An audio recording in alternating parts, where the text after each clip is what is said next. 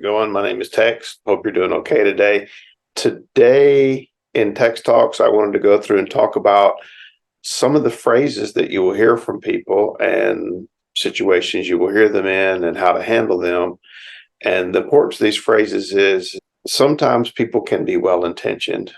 More often than not, people have a hidden agenda. And what do I mean by a hidden agenda? They want things to be a certain way, and to make their life easier, they want you to want what they want. And they try to convince you to be that way. So what do I mean? So I put some of them on the card, and some of the things that I've heard in the last several weeks. And this one's always a funny one for me when I hear people say, I'm just trying to help.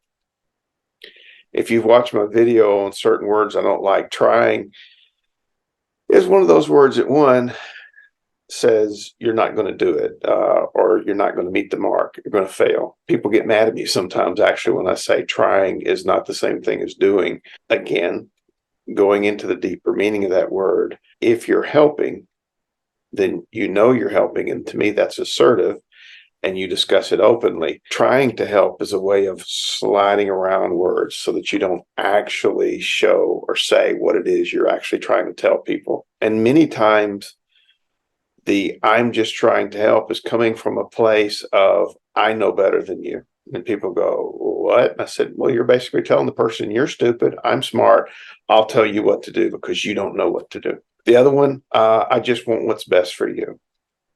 Well, that's interesting because you're not me, which goes right into the next one, which is, if I were you, I would, well, you're not me. So again, what is this about? I'm just trying to save you a problem, a hassle, or whatever. Again, a lot of times these are given without clear-cut explanations of the other person's needs.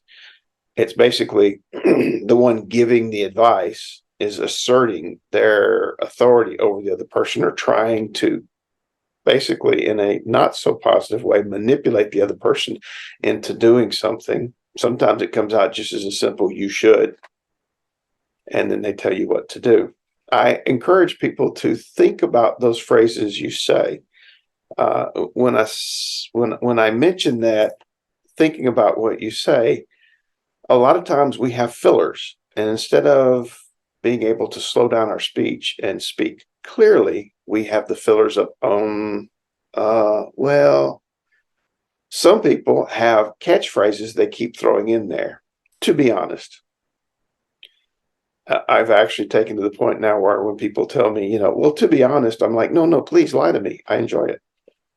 And it throws them off. And they're like, well, no, I'm just trying to tell you, just to be honest. And I'm like, so you're not honest the rest of the time? Well, no, I'm always honest. Then why do you feel the need to say just to be honest? It's almost comical. Again, it's a filler. It's a catchphrase we learn. Sometimes it's even a tell. Many times when people say, just to be honest, I actually expect them to not be honest. Otherwise, why would they bring it up? Why would they even think about the phrase needing to be honest? That one that comes up, don't take this the wrong way, but again, one of those words that I talked about was but. It negates what was before it. So when someone says, don't take this the wrong way, but, that basically means they're setting you up so that if you disagree with them, they've already told you you're taking it the wrong way if you disagree. It's a very sly way of saying you should agree with me or you're going to be wrong. That if you don't agree with me, you're taking it the wrong way. And it's your fault. Instead of being clear and saying, when you say something and they don't understand you, instead of blaming them for not agreeing or blaming them for not understanding, backing up and going, I need to rephrase, I need to be clearer, I need to think about what I'm saying before I say it. Why are all these important? The question will come is, where are they coming from? Where are these statements, and who are these people that are saying these things? And many times, if the person you see saying these things is, they may be older, they may be your parents, or grandparents or someone of authority. They feel they're passing on their wisdom to you, and they're doing that in order to feel good. And a lot of times people will say, well, no, I want to help people. And I'm like, no, you want to feel good about yourself. You're giving the advice so that other people will look up to you. And if you can be honest with that, then it allows you to actually say, oh, I want to do things, influence other people, maybe even help them so that I feel gratitude from them for doing this. When you can say that and be honest with yourself, it allows a certain amount of freedom in your conversation. So that instead of saying things like, if I were you, I would do this, you're actually able to say, when I did this for me, this is what happened. This went wrong. I did this and it went bad. I did it this way one time and I got lucky. And it allows the other person the options of incorporating your advice into what they're doing instead of feeling obligated and it feeling like a situation where they're the one down person and you're the greater helping person, forcing your views, your point of views, your advice on them. Also, if you're the one giving the advice, think about why you're giving the advice. I talked to an individual that said that somebody in their life had told them, when you're in public or when you're around people, don't laugh so loud. That's not that, that's embarrassing. You shouldn't do that. I had to calm myself down for a minute. I thought, now that was interesting. There's many layers, and we had to sit down and break that down. Is it possible the person who gave you that advice, they're embarrassed if you're around them and you laugh too loud? And why are they embarrassed about what you do? Why do they take that personally? Or maybe they themselves were taught you don't express your emotions, you hide them, you bury them. It can also be a case of they don't like it when people laugh loud. So instead of just being direct, saying, I don't like it when you laugh loud, they put it on the invisible they, the someone else. That way I can get you to do what I want to do without actually saying I want it. I can blame it on someone else. I think in this case, both the person giving the advice and the one taking it can take a minute and reflect and go, that's interesting. What brings you to that conclusion? What evidence do you have? What things have went on in your life that you feel you need to give that advice to tell someone not to do that? Which leads to even deeper questions. Why is it important that that person conform to what you feel is the norm? When I talk to that individual, they actually ask, I'm not sure what to do. And I said, you have to come up with an answer for that one on your own. I can give you possibilities, and then you figure out what's important to you. For one, if this person who's telling you don't laugh so loud or don't sit that way or don't do this thing, I mean, are they giving you advice based on a safety issue? It's kind of like telling you, don't cross the road when, the crosswalk sign is telling you don't walk. That's reasonable. That is a safety issue.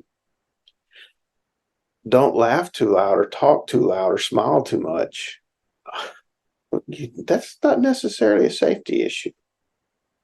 In this case, maybe that person's pushing some kind of either cultural, societal, or even their niche, that their belief system on you so that you comply and you're more like them. And after all, if you're more like them, that makes them feel good, because then they feel like you're doing what they do and they can be comfortable with what they do. Instead of going, well, maybe I need to be louder, or maybe I need to be different. I'm telling you, comply to me, be like me, make me feel good. I had discussed, it is possibility that if this is an authority person over you, like a parent or grandparent, you have to decide to pick your battles. Do you just want to smile and nod your head and go, oh, thank you for the good advice? Don't mean you have to take it. It just allows that person to feel good about giving you that advice. I mean, do you really want to push this into a full argument? If it's something that important to you, then maybe you do, but you have to make that decision. I can't make it for you. Also, on the flip side, finding friends that like you for who you are. In other words, the way you laugh, the way you talk, your personality, that's important.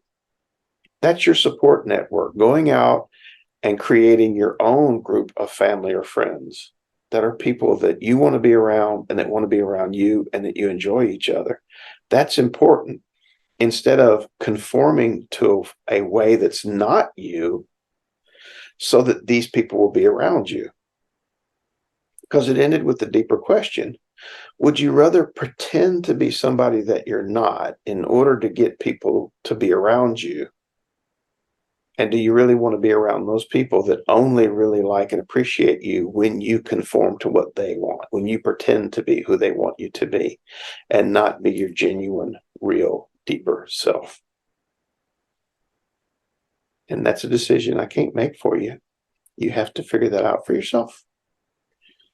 Because some people will tell me, well, it's important. I fit in with this group. This group is important to me. And I'm like, okay, then that's your decision. As long as you're true to yourself and you know that you're making that choice.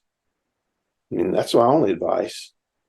Reflect on yourself and make sure you're making the choice that you want to make based upon your wants and your needs. And then other people might, in the same situation, say, no, I want to be around people who accept me for who I am. Awesome. Then that's your choice too. There's no perfect way to do it. What I would ask is that you learn from the lesson and then reflect when you give advice. And trust me, most people are all the time trying to give advice, trying to influence other people for their own purposes. Again, if you can admit that, then you can be a more genuine person. You can be the real you. You can say, I'm doing this and I know why, because, and this is who I am. I really, really invite you to look inside yourself and ask what's going on. This also connects to another video that I've done called the drama triangle, where people are playing the rescuer and they're playing it to people that they want to be their victim.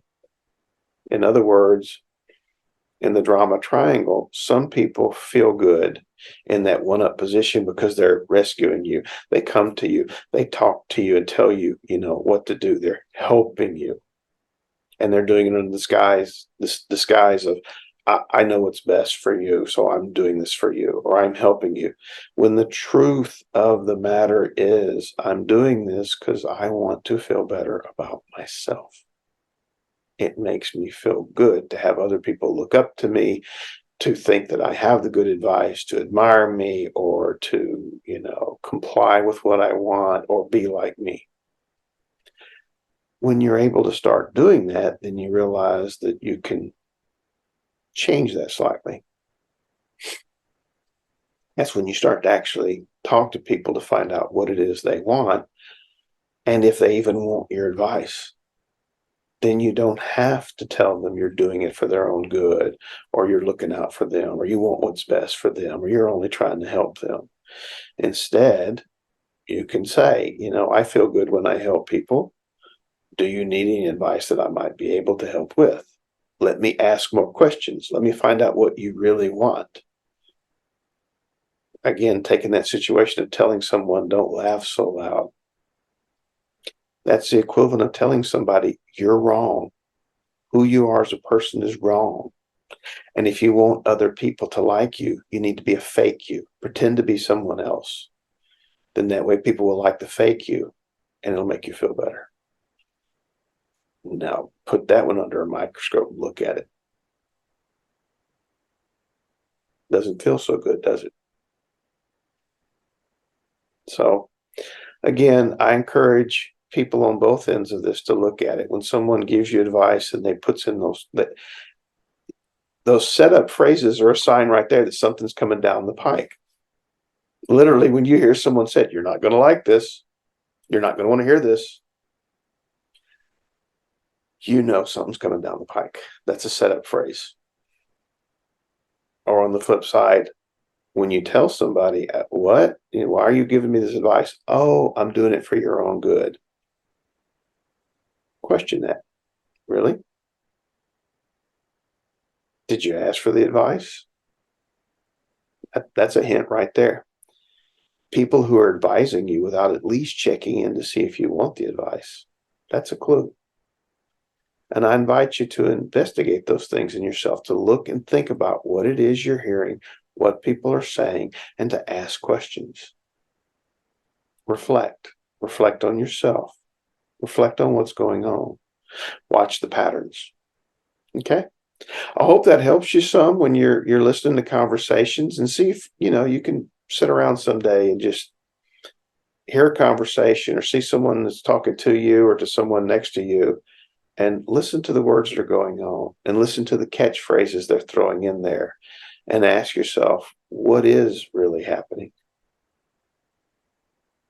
Try to do it in what's called a non-judgmental way. That's a tough one. Not as good or bad, just what's behind everything you see. Who's the man behind the curtains? All right. Y'all have a great day, and I will talk to you later, and happy Sunday.